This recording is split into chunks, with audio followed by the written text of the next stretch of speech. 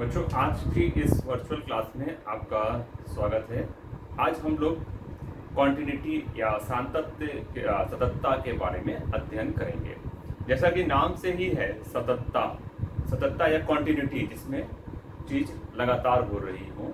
या अगर इसको देखिए, अगर हम मैथ्स में पढ़ेंगे तो कैसे, अगर हम किसी ग्राफ को बना रहे हैं और इस तरह बनाते चले जाएं जिसमें पेन ना उठाना पड़े, इस बिंदु से लेके इस बिंदु तक की, तो ये ग्राफ कैसा है? सतत है। अब इसी ग्राफ को बनाते समय अगर हम ऐसे बना रहे हैं तो इस बिंदु से लेकर के इस बिंदु के बीच में ये ग्राफ 2 बार टूट गया है, अतः ये सतत नहीं है। इसी चीज को अगर हम लोग एक और तरीके से समझें, अगर कोई फलन है ये f(x) बराबर 1 और f(x) = -1, ये फलन 2 अंतराल में है, when x is greater than 0 and when x is less than 0। इसका सततता की अगर हम लोग जांच करें तो इसका आलेख बनाएं। f(x) का मान 1 है, f(x) यानी y का मान जो है ये 1 है। इसका आलेख इस तरीके से, तो देखिए यहां से पेन हमने चलाया, ये -1 है, x is less than 0, तो इधर इसका ग्राफ बनेगा। f(x) = 1, इसका ग्राफ अगर आपको बनाना है तो f(x) = कांस्टेंट या y = कांस्टेंट का आलेख आप जानते हैं, एक सरल रेखा होती है जो x अक्ष के समांतर होती है। तो इसका अगर हम x = 1 पे बनाएंगे, x greater than 0, तो इधर आएगा और less than 0 पे इधर आएगा। यहाँ से चल करके यहाँ तक आने में यहाँ से पेन हमको उठाना पड़ गया, यानी ग्राफ जो है क्या हुआ, वो टूट गया है इतने हिस्से। अतः ये फलन कैसा है? ये फलन असतत है, डिसकंटिन्यूअस है। यहाँ पे ये फलन कैसा हो गया? डिसकंटिन्यूअस। इसी चीज को अगर हम लोग लिमिट्स की सहायता से पढ़ें तो लिमिट तो आप लोगों ने क्लास 11 में पढ़ ही रखा है। इसमें अगर हम लिमिट लें तो left hand limit x tending to 0 minus f(x), 0 के लेफ्ट में अगर ले रहे हैं limit x tending to 0 minus 0 के लेफ्ट में क्या लिखा हुआ है? -1। इसकी वैल्यू कितनी आएगी? -1। और राइट हैंड लिमिट जब हम लेंगे, limit x tending to 0 plus f(x) = limit x tending to 0 plus 0 के राइट में क्या वैल्यू है फलन की? 1। इसका मान कितना आएगा? 1। तो यहाँ पे देखिए, तो ये left hand limit is not equal to right hand limit. Left hand limit और राइट हैंड लिमिट बराबर नहीं है, अतः ये क्या है? डिसकंटिन्यूअस। आपके मन में एक कॉन्सेप्ट आ गया, एक बात आ गई कि यदि फलन के लेफ्ट हैंड लिमिट और राइट हैंड लिमिट बराबर नहीं है तो फलन कैसा है? डिसकंटिन्यूअस। तो अभी आप लोगों ने देखा कि जब लेफ्ट हैंड लिमिट और राइट हैंड लिमिट बराबर नहीं होती है तो फलन का कैसा होता है? फलन असतत होता है। अब एक और एग्जांपल से देखते हैं। एक और एग्जांपल, f(x) = x² - 9/x - 3। इस फलन का सबसे पहले डोमेन बताइए क्या है? इसका डोमेन है r-3। ये फलन बिंदु 3 पर परिभाषित नहीं है, क्योंकि 3 अगर यहाँ पे रख देंगे, x = 3 रख देंगे तो ये 0/0 की फॉर्म बन जाएगी और ये डिसकंटिन्यूअस हो जाएगा, फलन का मान परिभाषित ही नहीं होगा। तो अतः फलन कब असतत होगा? जब फलन का मान परिभाषित ना हो। जब फलन का मान ही परिभाषित नहीं होगा तो फलन कैसा हो जाएगा? डिसकंटिन्यूअस, असतत हो जाएगा। अब इसी चीज को अगर हम लोग ऐसे करें कि ये फलन को परिभाषित कर दिया इस तरीके से, जब x का मान 3 के बराबर नहीं है। अच्छा हाँ, एक चीज और भी इसमें देखिए, अगर इसका हम आलेख बनाते हैं, इसका आलेख बनाने में इस तरीके से एक लाइन आएगी और यहाँ पे देखिए तो x का मान जब 3 है तो ये एक गैप बन जाएगा, एक गैप प्रोड्यूस हो जाएगा। इसमें आप बता सकते हैं कैसे इसमें गैप प्रोड्यूस हो जाएगा? क्योंकि ये फलन x = 3 पे परिभाषित नहीं है तो यहाँ पे अगर इसका ग्राफ बनाएंगे तो एक गैप डेवलप हो जाएगा, जो कि इसका मतलब है कि इसका ग्राफ सतत नहीं है। अब इसी चीज को हम लोग एक और तरीके से देखते हैं लिमिट की सहायता से। तो इसमें देखिए, अगर हम इसकी लिमिट निकालते हैं, इसको x बराबर 3 पे परिभाषित कर दीजिए। मान लीजिए इसका मान है 4। तो अब इसकी जब लिमिट निकालेंगे, limit x tending to 3 fx, limit x tending to 3 x square minus 9 upon x minus 3। x tending to 3 पे आप इसको फैक्टराइजेशन मेथड से हल कर लेंगे तो x प्लस 3 और x माइनस 3 आ जाएगा। ये x स्क्वायर माइनस 9 है, ये कट जाएगा।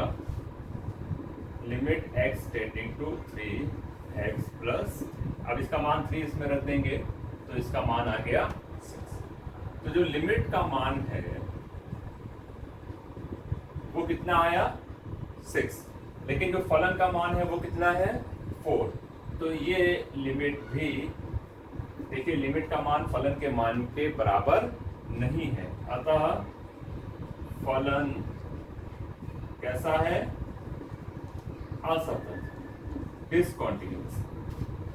तो आप लोगों ने देखा कब असतत होगा, कब डिसकंटिन्यूअस होगा। पहला, जब लेफ्ट हैंड लिमिट और राइट हैंड लिमिट बराबर ना हो। दूसरा, फलन का मान परिभाषित ना हो। तीसरा, लेफ्ट लिमिट का मान तो आ रहा हो, अस्तित्व में हो, लेकिन वो फलन के मान के बराबर ना हो। अब इसमें एक काम ये कर सकते हैं कि जो फलन का मान इसमें x बराबर 3 पे 4 लिखा हुआ है, तो इसको हम लोग कर दें x बराबर 3 पे इसका मान रख दें 6 रख दें।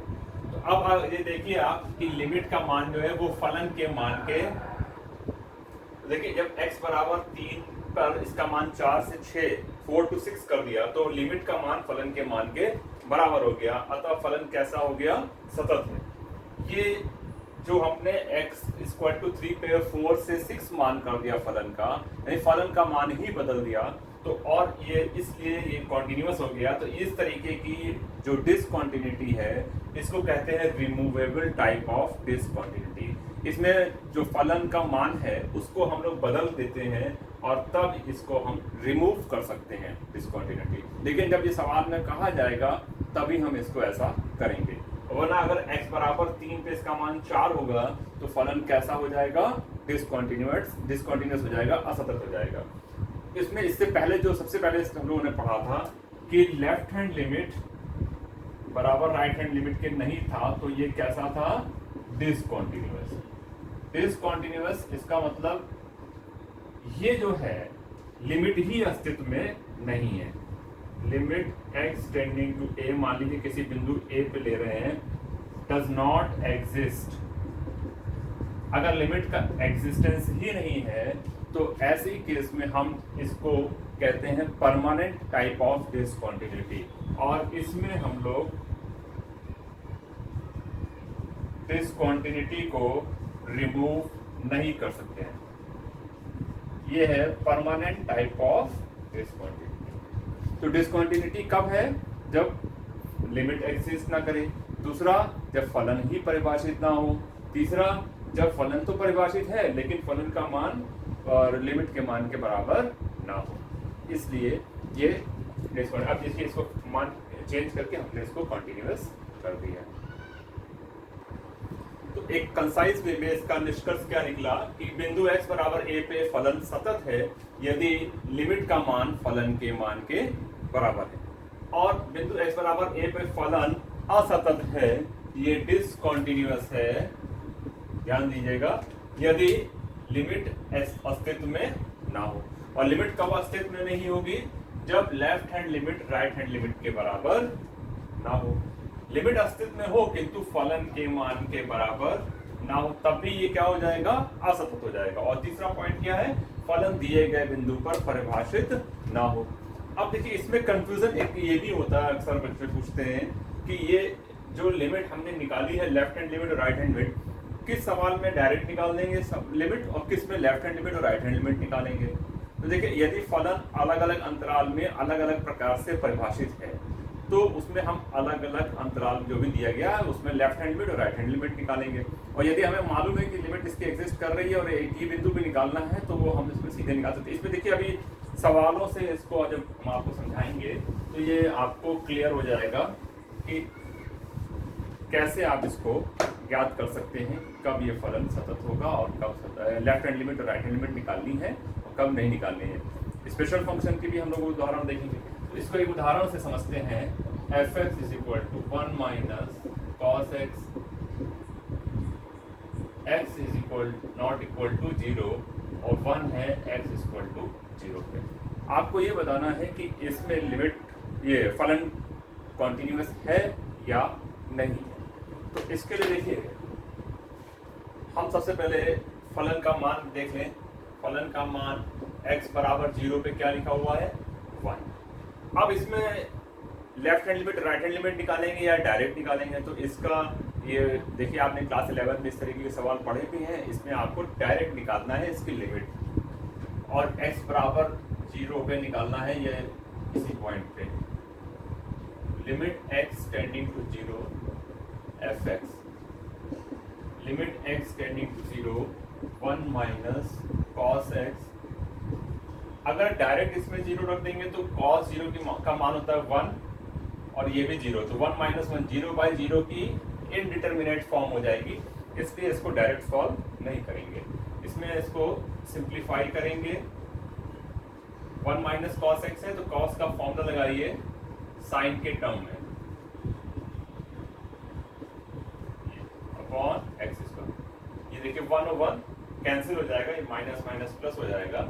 इसको आप ऐसे भी लिख सकते हैं 2 बाहर निकाल लीजिए 2 कांस्टेंट हो जाएगा sine square x by 2 upon x square. यहाँ पे देखिए तो एक्स बाई 2 है, यहाँ पे एक्स स्क्वायर है और अगर हम डायरेक्ट वैल्यू रखेंगे तो ये 0 बाई 0 की फॉर्म है। Sine theta by theta theta tending to 0 का मान 1 होता है, लेकिन यहाँ पे x बाई 2 है इसलिए इसको भी x बाई 2 बनाएंगे। Twice limit x tending to 0 sine x by 2 whole square. देखिए ये साइन स्क्वायर है यानी फलन का वर्ग है तो इसको ऐसे लिख दिया और नीचे है x बाई 2 का स्क्वायर यानी x में हमने किससे डिवाइड किया है 2 के स्क्वायर से। 2 स्क्वायर से मल्टीप्लाई करते हैं तो ये बैलेंस हो जाएगा। ये देखिए इससे कट जाएगा। ये 1/2 बाहर ले लें।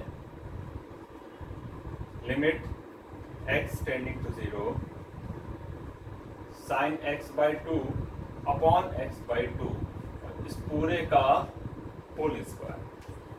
अब देखिए ये x टेंडिंग टू 0 है तो साइन 0 बाई 0 की फॉर्म आ रही है। ये क्या हो जाएगा 1। फॉर्मूला भी है 1 बाई 2 आ जाएगा। Limit x tending to 0 f x का मान कितना आया 1 by 2। Limit x tending to 0 f x और फलन का मान कितना है 1। तो क्या ये फलन का मान इसके बराबर है? बराबर नहीं है। तो इस सवाल में ये कैसा है? ये फलन असतत है, डिसकंटिन्यूअस। इसमें आपसे ये नहीं पूछा गया है कि ये रिमूवेबल टाइप ऑफ डिसकंटिन्यूटी है या क्या है। खाली आपसे पूछा गया है कि x बराबर 0 पर सततता की जांच कीजिए। तो ये कैसा हो जाएगा? ये हो जाएगा डिसकंटिन्यूअस। देखिए अब एक और सवाल है, बिंदु x बराबर 1/2 पर फलन की सततता की जांच कीजिए। तो अब यहाँ पे देखिए 1/2 के लेफ्ट और राइट में फलन अलग अलग परिभाषित है, इसलिए इस सवाल में हमको लेफ्ट हैंड लिमिट और राइट हैंड लिमिट भी निकालनी पड़ेगी। तो सबसे पहले देखिए फलन का मान कितना है 1/2 पे 1/2 है। अब लेफ्ट हैंड लिमिट निकालेंगे। Limit x tending to 1/2 minus f x 1/2 के लेफ्ट में निकाल रहे हैं। Limit h tending to 0 f 1/2 minus h। x की जगह पे हमने रखा 1/2 माइनस h। तो जब x 1/2 को टेंड करेगा h 0 को टेंड करेगा। अब ये मान रखना है 1/2 के लेफ्ट में, देखिए ये 1/2 से बड़ा मान है x का और ये 1/2 से छोटा मान है x, तो x लेस देन 1/2 इसमें है, इस पॉकेट में। यहाँ पे देखिए x फलन का मान कितना है x, limit h tending to 0 f, देखिए ये है 1/2 माइनस h, ये कहाँ रखेंगे, x की जगह पे रखेंगे 1/2 माइनस h, और h को 0 टेंड कर देंगे तो इसकी वैल्यू कितनी आ जाएगी 1/, अब राइट हैंड लिमिट जब निकालेंगे, limit x tending to 1/2 plus fx, limit h tending to 0 f 1/2 plus h, 1/2 के राइट में, ये यहाँ पे लिखा हुआ है limit h tending to 0 1 minus 1/2 plus h, x की जगह पे ये मान रख दिया, तो h को जब 0 रख देंगे तो 1 माइनस 1/2 कितना आएगा 1/2, लेफ्ट हैंड लिमिट की वैल्यू आई 1/2, राइट हैंड लिमिट की वैल्यू आई 1/2 और फंक्शन की वैल्यू कितनी है 1/2। देखिए left hand limit is equal to right hand limit is equal to functional value. इसलिए ये फंक्शन कैसा है, फंक्शन इज कॉन्टिन्यूअस, ये है कॉन्टिन्यूअस। तो आज की क्लास में इतना ही रखते हैं, नेक्स्ट हम लोग इसमें और सवाल पढ़ेंगे और थोड़ा जिसका स्तर भी और ऊपर होगा इन सवालों से।